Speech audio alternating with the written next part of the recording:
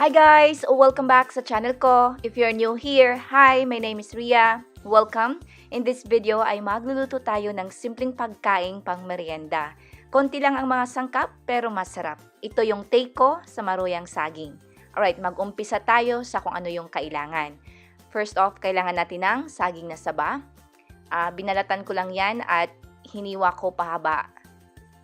Makikita nyo naman dito sa video na yun na nga, hiniwa ko siya pahaba pero not all the way para hindi maputol. Pero kapag naputol naman, okay lang.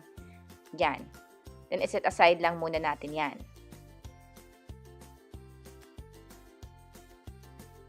Next, ay kailangan rin natin ng all-purpose flour, canola oil, tubig. Optional sa akin ang white sugar, okay? Sa lista ng mga sangkap, kindly check ang description box below. Okay, so mag-umpisa tayo. Kuha tayo ng bowl, ilagay ang all-purpose flour at tubig. Paunti-unti lang muna, siguro half lang muna ng all-purpose flour at tubig para mas madali siyang i-mix, okay? So, sa batter ng maruya na ito, ayaw ko ng thick na batter. Gusto ko yung, kumbaga, para siyang, ang tawag dito, thin lang. Yan, sa nakakita nyo yung gusto ko.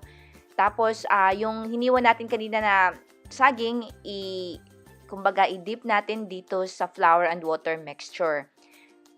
Then, after that, kuha tayo ng pan, lagyan ng canola oil on medium heat. Once mainit na yan, mag-start na tayong lutuin or i-fry yung saging.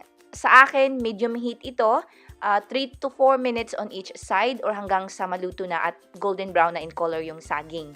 So, yun na nga, balik ako doon sa batter. Gusto ko talaga para siyang watery lang kasi ayoko ng makapal na batter ng maruya. So, yun naman ang take ko sa dish na ito. And ito yung talagang nasarapan ako at gusto ko kasi mas na-highlight kumbaga yung mismong saging, hindi yung batter ng maruya.